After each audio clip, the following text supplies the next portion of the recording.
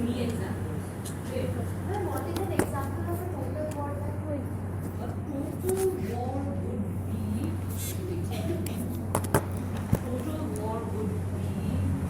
overthrowing of surrender of the government. Nothing is coming to mind. You tell me. Not in our region. I don't see any total warfare in our region. Iran Palestine ma'am.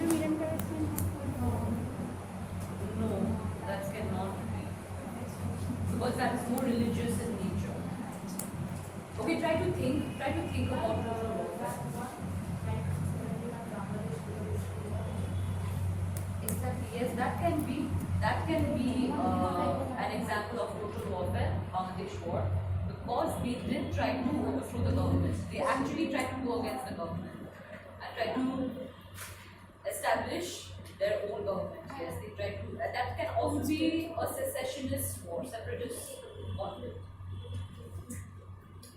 Okay, so the goals will be of limited warfare to take out certain military targets, to supply support to a rebel faction of groups. And we also see that in a lot of these Western countries like NATO, providing support to smaller countries to further their own agenda against communism. So these kind of reasons, exactly this is the reason why this Russia-Ukraine war happened. Yeah, because and what did they do? What did they do for so many years in the region? Nothing very shape. Yeah, exactly that. So next we'll move on to civil war.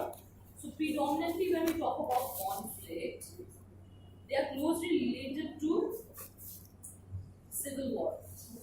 Civil war is the closest kind of war that represents a conflict.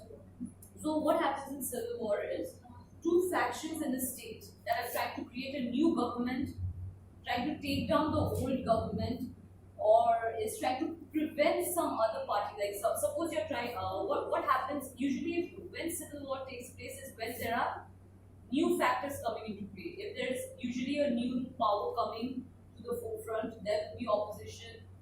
There's a chance of civil war. If you are unhappy with the present government, you want to overthrow it, it will lead to civil war. And also, that if you want to establish actually your ideology, a certain ideology in your country, or if you're not happy with the present situation, what happens is civil war breaks out, and it refers to war between two factions in a state trying to prevent a new government for the entire state or some territory or part of it. So what happens is civil war usually rallies around certain objectives that people want to achieve. What happens is maybe the whole country is not involved in it. Maybe there are two major players like civil war in Sri Lanka, which we will be looking into detail later after you join this. What happens is the Tamils and the Sinhalese have vested interest. So what happens is Tamils have 88% of the majority and still they are xenophobic is the word. Still they are afraid of the minority Muslims, which is 6% of the population, along with other populations they have. So why this sense of fear? This Sinhalese, they are actually Theravada Buddhists. So they have a majority not only in Sri Lanka, in Myanmar, everywhere. But where do we see most of the conflict happening? In Myanmar, in Sri Lanka, on the basis of Buddhism. They want Buddhism to be the state religion. They want it to be the state religion. And this goes completely against the idea of secularization, secularism. So what happens is the minority groups have a right? The minority groups, majority groups, they come into conflict because of rights being not addressed properly, being treated as second-class citizens and things like that. So we come to that later. So one example is Sri Lanka in Sri Lanka between the Sinhalese and the Tamil people. But we also see all through South Asian history, especially in the second half of the 20th century, we see that this area in particular has a long history of civil war, of civil unrest, of majority-minority politics, and all those things. We'll get into that later. So, the Vietnam.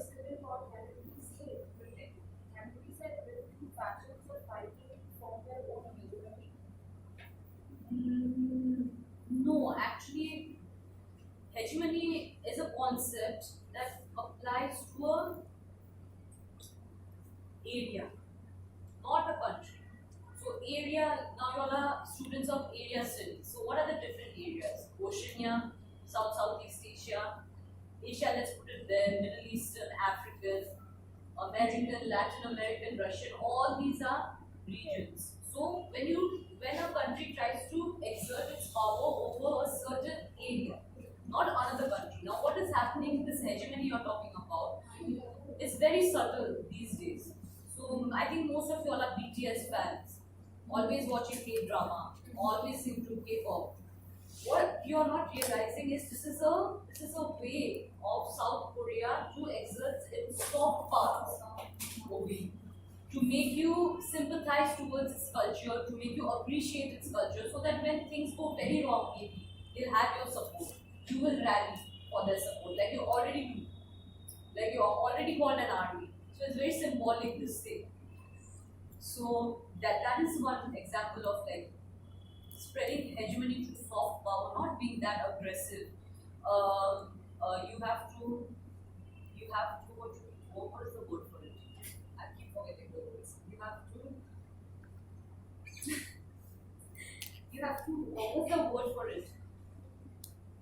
Influence. Yes, you have to try to influence your people around you very subtly without being direct. Nowadays people are smart. If you try to say, oh, America is great, you give them 10 points why America is not great.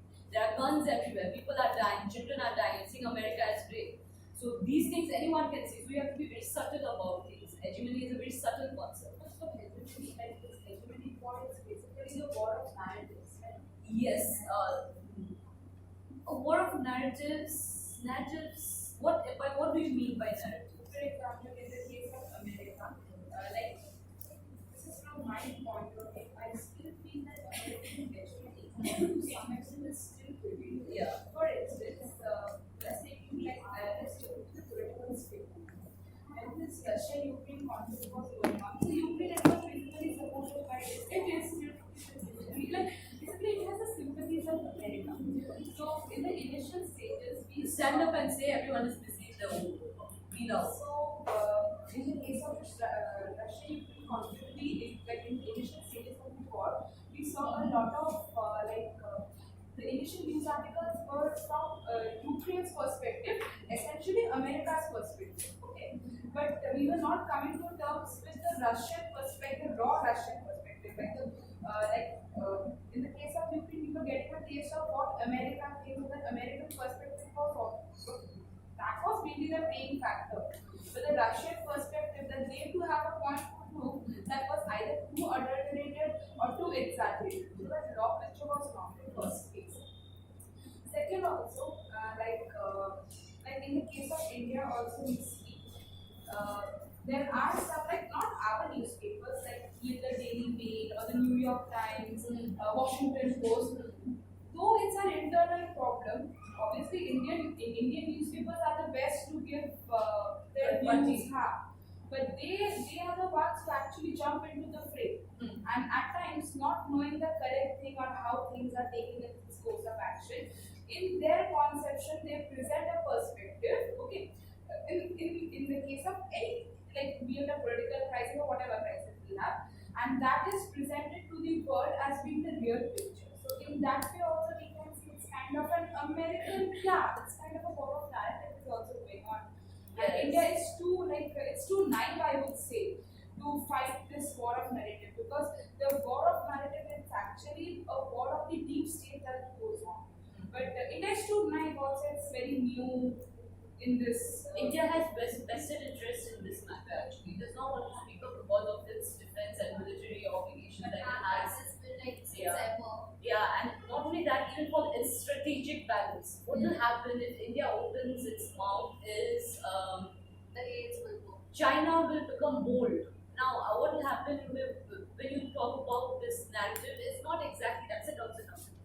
It's not exactly that. What happens is actually you can see it has stemmed from neglect also. Okay. I don't want to get into that because that is not your area of study right now. But what I would like to say is, since the dissociation of the USSR, USA has been playing uh, USA has been playing both sides. Okay, USA has been making false promises or making promises and not delivering on them. And the main aim for establishing NATO was to counter the USSR. And America actually promised the US, Gorbachev, his name was. So, actually promised him that if you agree to this disintegration, we will also curb the expansion of NATO. But did that happen? No. NATO, what was the main goal of NATO? To counteract this growth of this USSR. But if the USSR is not there, if it has disintegrated, now you have Russia and you have so many different countries, what's the use of the NATO? Nothing. There's no use of it. But what happened I guess, in a decade, from 10 to 11, it reached 30 members or so. So what happened is they went completely back on their promises. You will never find a written document where America said that okay, we will stop our expansion. They never promised it in writing, but they promised it in international relations affairs, in their meetings and in their policies and making fake promises and things like that. This is what angered Russia. Okay, Russia lost all its support.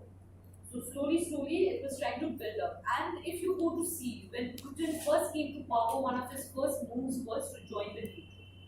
But what did the NATO tell him? No, we are too big. Go home. We're too big to join our association. So what he did, okay, he went home. At each and every turn, they tried to actually counter Russia. It was a fear. It's like a xenophobia kind of a fear that they had in this America. So everywhere that USSR was getting support, especially in South and Southeast Asia. The Vietnam War is an example of this xenophobia. The Khmer Rouge is a example of this xenophobia, where foreign intervention is very harmful. In case of conflict, foreign intervention should never be encouraged. So let's move on to limited war. So yeah, so we talked about the NATO and everything. Now let's move on to civil war. We talked about civil war, right? Yes.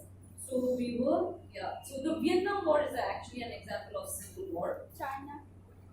In China, it is more of a like cultural kind of conflict, and it's not two parties. It's just the government cracking down on the people in China. So the world's longest ongoing civil war involves the. Who can tell me? Longest ongoing civil war. Israel, Palestine. No, that's very recent. That's from 71. 70s, right? 40s, 50s. Go back, think back, think decolonization. Yes. So think about decolonization, think about the areas. What do you think is the longest standing civil war going on? And it's in our region, very close to home. So say, ma'am, you tell me age. Yes, very good. It's Myanmar. So the world's longest ongoing civil war involves which ethnicity in Myanmar? Have you not studied about this? Because the government. Karen. The Karen ethnicity. Okay, the Karen National Liberation Army, fighting for independence from the Myanmar government, is the longest going Karen, Karen. So, I want you all to read about this, okay? Karen National Liberation Army, what happened to it, its present condition and everything. So, and the Maoist influenced Communist Party of the Philippines. What happened there? There was a big crackdown on drugs, actually. Yes, ma'am. Rodrigo Duterte. Yes. Like, ma'am, he was famous basically Yes, for that. yes. So read about that also. What happened is it turned into an armed revolution at the end of the day. From the countryside, what happens actually in civil war, I'll tell you, there are very separatist tendencies. Do you know what separatist tendencies, secessionist tendencies are? When a minority group especially is very unhappy with the government and they says, I don't want to be a part of this. country. We want our own country based on our own everything. So that is all separation, secessionist. So Ma'am, the Khalistani movement can. yeah, it was a kind of separatist movement, Gurkhaland movement, separatists. So what happens in separatist movement is no, it's under civil war. So civil war characteristics is separatist, armed. Okay. Then usually what happens, it has a tendency to go from a small regional conflict to a very large conflict. It has a snowballing effect in civil war. So citizens are usually fighting citizens, which is already tough to begin with. You don't know who is your enemy. You don't have a clearly defined enemy that, okay, the Ukrainians are I'm a Russian, Ukrainians are my enemy, I'm a Ukrainian, Russians are my enemy. No, you, I, both are enemies. You, I stay in the same cosmopolitan city, but we have different wants and needs. Something interesting that you want to share with me? So you cannot particularly distinguish a foreign party or an intruder or an aggressor as such. You can only identify some disconcerted groups. Okay, so a lot of the times these wars also involve regular civilians who have not signed up for the army, navy, military. Usually normal citizens get involved in this. It becomes very, very brutal because it affects all sections of the society. So what happens next is the last kind of warfare, that is guerrilla warfare. You'll find it in your glossary. Who has the paper? Ma'am. Please make copies for everybody. Yes, ma'am. So yeah, so guerrilla warfare, it is a type of civil war, but it is not fought with a conventional army. That is one of the main points under guerrilla warfare. It is very similar to civil war. In Sri Lanka, the thing that was going on for so long, LTTE, against the Sinhalese, it was a guerrilla warfare, but the tendencies were like civil war. It started as a civil war, which then turned into guerrilla warfare. What happened is they did not have a conventional army, LTT. They formed it with foreign support from outside the national borders. So it includes a certain. Which one? Yes, in our own country. So it includes certain type of civil wars, and it is a warfare without front lines. What do you mean by that? Warfare without front lines. That should be one of the main things when you talk about guerrilla warfare. Okay. So you don't have a clearly demarcated fighting area, clearly demarcated area that you're fighting for. You don't have these things in guerrilla warfare. It happens behind the scenes. It happens like non-military forces who have not signed up to be a part of the army. They irregularly they attack their enemy. Okay, and they operate in the midst of and often hidden, protected areas. Okay, and they function by being in between civilian population. So it's very hard to support these guerrilla warfare people. They are homogenized with the population. So they usually have bases out in remote, discrete locations, very, very obvious. They live in the midst of civilians, very obvious, and are very strategic in their attacks and counterattacks. Can you tell me why? Can you tell me how can they be so strategic if they are not conventional? If they are not the conventional army? Because they have a very good knowledge of the terrain. They know it like the back of their hands. So they take advantage of that. The main advantage for guerrilla warfare, for guerrilla armies, is that they know the terrain. They know how to formulate tactics and how to make the most of the terrain. But one thing to keep in mind in guerrilla warfare is the main objective is not to defeat the army. You cannot. You have a organized, big, heavily militarized, weaponized army you'll be facing. So it is not realistic to think that a guerrilla army can actually defeat. Hardly we see guerrilla people army like defeating the other thing. One of the rare instances is the Viet Cong. So they use So a lot of the times this guerrilla army is fighting a conventional army, but the goal is not to beat the army or conquer it. Okay, the purpose is to harass, to punish, or to deflect the enemy as gradually limit its operation and effectively liberate the territory from its control. So what happens is maybe the army won't be like, okay, we can take back our whole territory, we can control, we can they can actually curb the invasion, they can actually slow down the invasion, they can actually slow down the attacks, and to a certain degree they can maybe get back control of pockets of lands here and there, but they cannot take back full control. So that is one important thing to remember. And to like punish them, like punish them in the sense like guerrilla warfare. When you go into depth, when you read about it in depth, they are very they don't have these basic human rights standards. Okay, they are very brutal. They don't have military conscience actually.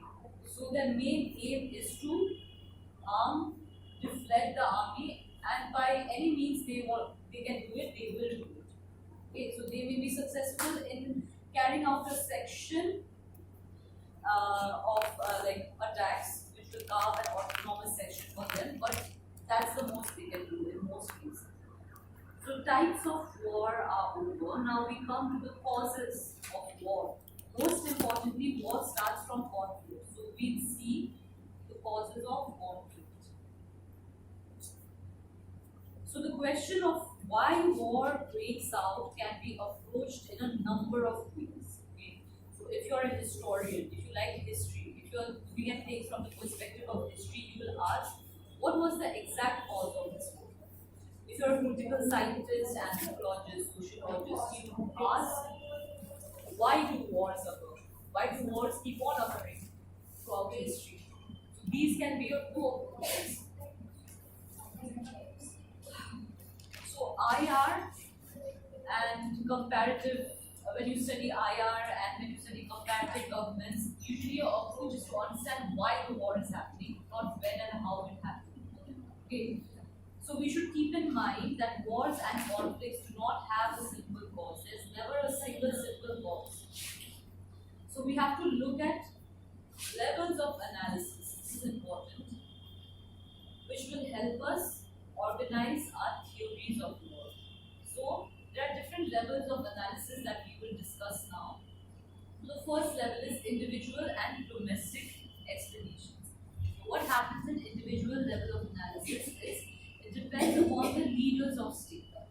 So one explanation, one analysis under this individual level can be individual and domestic explanations. So what happens is under this explanation we can say one of the analysis we can have is that war is normal. It reflects the national decision making of some government or some leaders. Okay. So what comes into play over here in this individual assessment is foreign policy.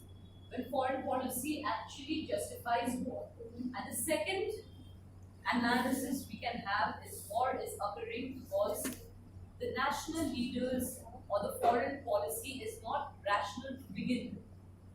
It's irrational sometimes. So what happens is you can say the Second World War was justified because of Nazi Germany, and in case of like governments, foreign policy, leaders being irrational, you can take the example of North Korea. Irrational kind of aggression all the time. Okay, so that is under the individual level. Now, on the domestic level of analysis, the characteristics of a state determine whether they are more or less prone to violence. Characteristics, what are these characteristics? These characteristics are internalized characteristics. They are the perspectives a country has. This also depends on foreign policy and the geopolitics of a region. But the characteristics over here, we are talking about the characteristics of a state that determine whether they are more or less prone to war. What characteristics? These characteristics are militaristic, expansionist, imperialist. Are you understanding what I'm saying? If a country always wants to expand its area, they have the expansionist tendencies, imperialist tendencies we have seen, and we have seen also militaristic tendencies. People who, countries that are very aggressive militarily. So these countries are more prone to violence, conflicts breaking out. So examples, a few examples can be before the first half of the 20th century, before the Second World War. What happened was Japan was very imperialistic in nature, wanted it to spread its imperialist, what you call that, influence across Asia, Pan-Asianism, Pan-Asianism they want to call it. So that is like a imperialistic view it had. What happened? It led to a lot of conflicts. It's a small country. Japan is a small country, but its foreign policy, its tendencies made it come into contact with and conflict with countries like China, big countries like China, India, Thailand. Okay? So Nazi Germany is also that is kind of like that's kind of how can you it is like militaristic, okay, militaristic expansion. Nazi Germany, fascist Italy under Mussolini, so they have these characteristics of aggressive expansion, no rhyme or reason, but they will justify their reason somehow or the other. Okay, so these were your first level of individual and domestic expeditions. Now we move on. Under that, we had two subheadings. Now we move on to global expeditions. So we have global level of analysis under this global expedition, and under this we say a very important thing that war is a result of cycles in history. Do you agree with this statement? War is a result of cycles in history. It's cyclical. It happens after every certain amount of like years. Do you agree with this? Yes. To a certain degree, we all do. It's always happening. It's always coming back. So we usually see that at certain points in history, there are great leaders sometimes. Okay, and these great leaders, they have the tendency to stem the tide when it comes to conflicts, to stop it, to be able to deflect it. What happens is when these statesmen, when these policymakers, they die, usually conflicts start coming up here and there. Some dissatisfaction here, someone is underprivileged there, someone is not getting their rights addressed. So these small things have the tendency to give rise to bigger conflicts. So when we tend to use these statesmen, or when something major happens in the political, major changes happen in the political scene, what happens is it is not a cause of conflict, but it can be an indicator. There's a difference between the word cause and indicator. So you can say that, oh, this happened, so maybe I think this has a tendency. So that's an indicator. But when you say that this happened because of this, because of communist expansion, that's a cause. Okay. Now the Prime Minister of Japan, he passed away. He was very instrumental. Yeah, he was very instrumental in maintaining proper relations in the Indian Ocean region, the Quad, and things like that. So what happened? Why he was he did not die? He was assassinated. So he was assassinated. So we can see there was some underlying what do you call that? Underlying disagreements coming out due to his foreign policy, and he was a very long-standing prime minister. So what will happen is it has not caused any conflict yet, but it has a tendency in the future to cause conflict because we see that he was assassinated because of some kind of disagreement or some kind of dissatisfaction relating to his foreign policy. Actually, foreign policy related to his economic sanctions and economic policies related to the marine routes and special economic zones. That was actually why one of the main reasons that there were disagreements with him, dissatisfaction with him. So when we tend to see these, we can take these as an indicator and not exactly a cause. So there are several variations of this on the idea that major warfare in the international system is cyclical. Usually we say that after every 50 years, there is some kind of a conflict that keeps cropping up. Usually it is ethnic, religious in nature. So can you think of any other example, any other big example? Can you think a little bit like what is happening right now in the past 2-3 years that has already happened in history that has led to a full-fledged war? Think of anything. I'm giving you a hint. 100 years ago. What happened 100 years ago?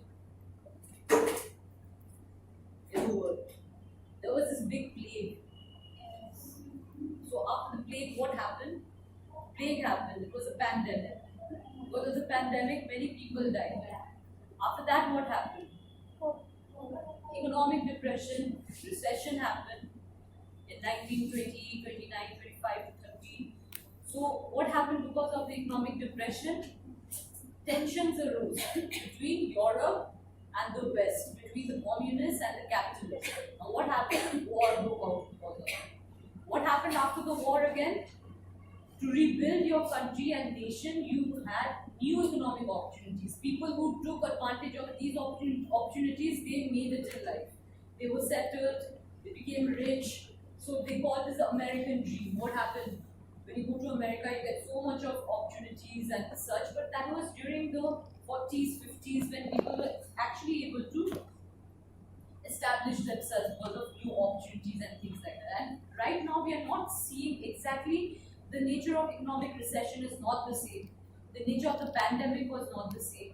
But there are so many tensions. NATO is again still the main player in these economic tensions, which have the tendency to blow out. It actually has a tendency to blow out because many European countries are affected, economically affected.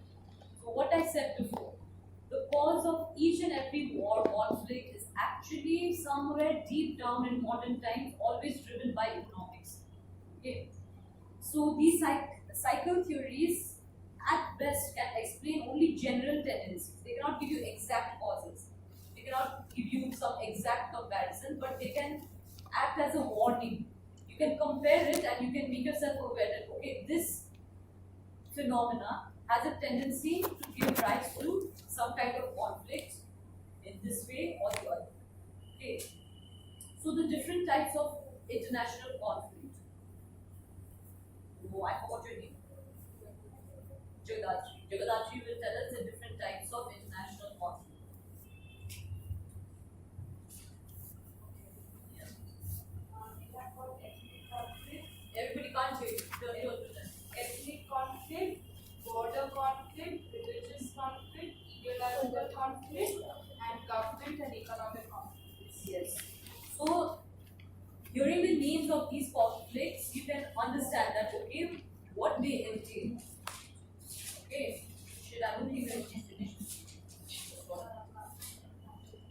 So, you can understand what these kind of conflicts actually entail because of the terminology. But I want you to think of it in terms of two groups. Okay, so we can broadly classify these conflicts under two groups.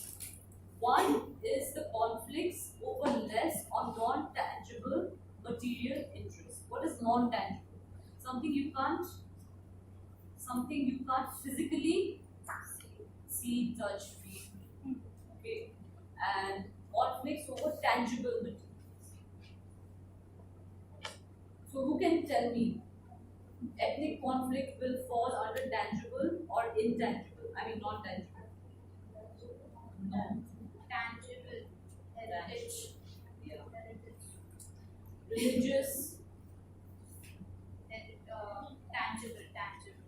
Yes. Ideological. Intangible. No.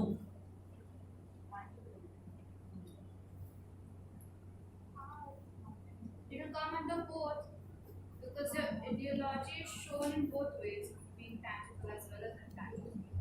No. Ideological is actually non-tangible because it is based on belief systems. You cannot touch, feel, see beliefs. It's But something that can be showcased to you in a form.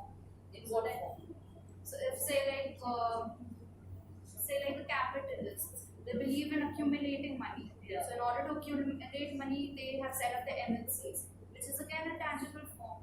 But that is not the cause. Setting up of MNCs is not the cause of conflict. It's not causing the conflict. It's actually giving you more economic and giving stability to your economy and things. But what is happening is people are fighting over whether the idea of doing that is right or wrong.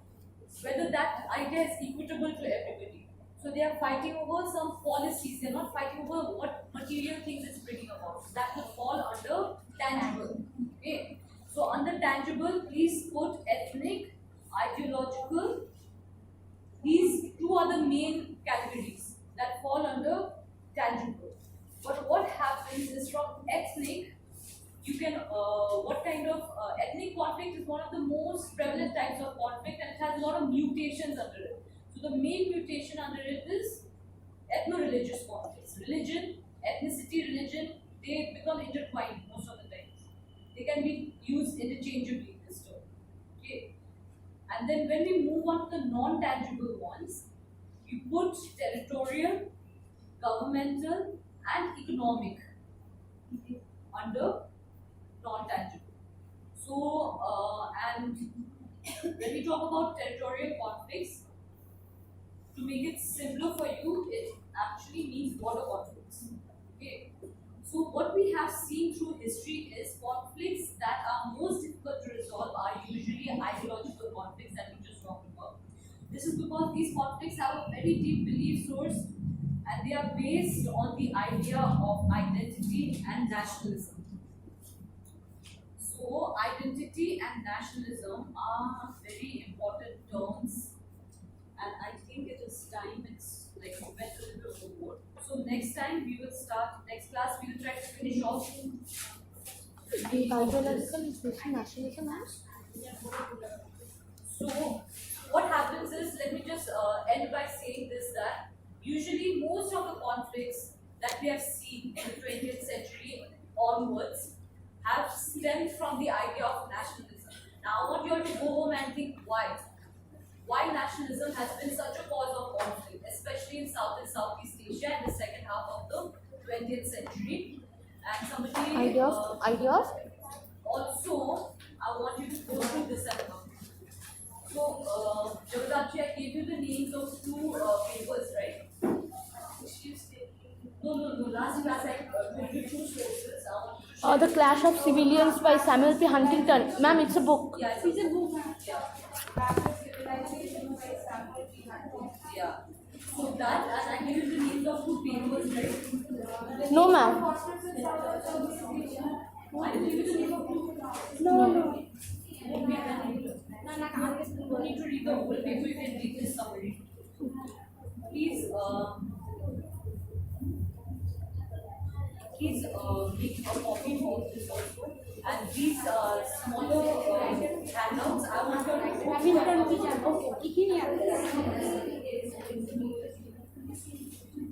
গ্রুপে কারা কারা জেরক্সটা একবার বলে দাও আমি চাই So next time we'll start with nationalism, move on to ethnic. The class is not yet over. We're still discussing. No, ma'am, I'm just sitting down. So take a note. So next time we'll start with nationalism, move on to ethnic conflict.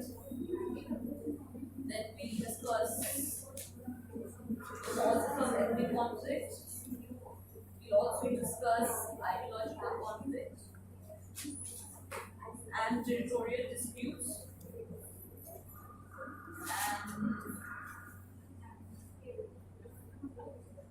lingering disputes, governmental disputes, lingering governmental, economic conflict, Based on nationalism and number of people. Can you tell me that? economic conflict, and also we will discuss. I will. Thank you. And we will also discuss certain human rights in the conflicts in South and South. And these two study materials that are handed out, we will make sure that everybody reads them, not download. Yes, ma'am. I will distribute it. I will go and Xerox it today only. Yeah, Xerox it, and then these printouts we make. Yes, ma'am. Please give it as a thing. I'll take it from Krishan.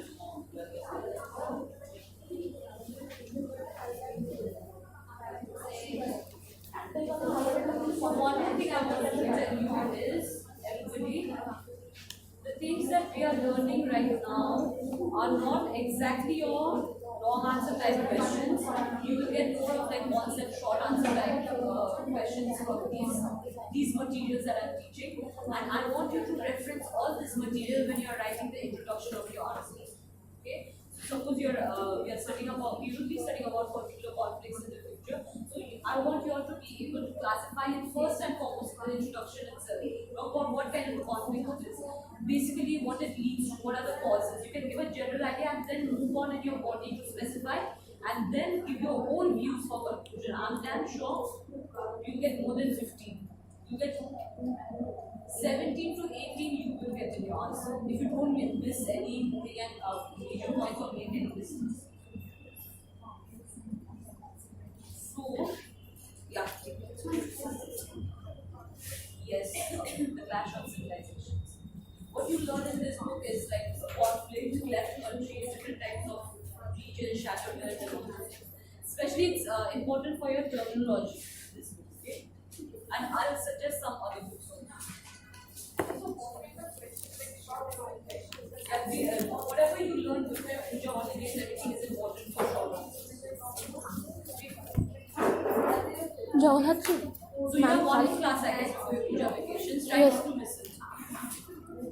Ma'am next দিন কি পড়াবে একটু দেখা বললেন এইগুলো না দাঁড়া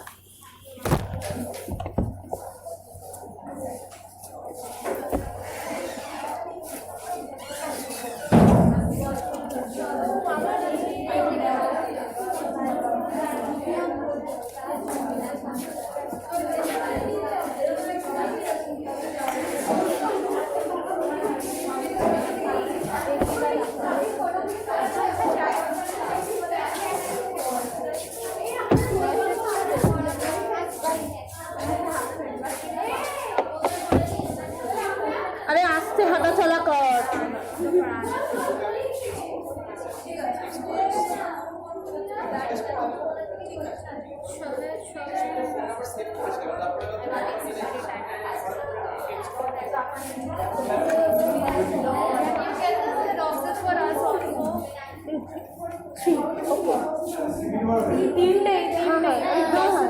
আমি সব করে দেবো only thing I want to you all to know is my area में no 50 paisa xerox is there. Either it's 1 or 1.5. I will inform you. আপনি আমাকে amount WhatsApp করে দিন হ্যাঁ হ্যাঁ হ্যাঁ I'm just telling you because 50 পয়সা আমার ওখানে হয় না আর আমার এখন হাত ব্যথার মতো অবস্থা নেই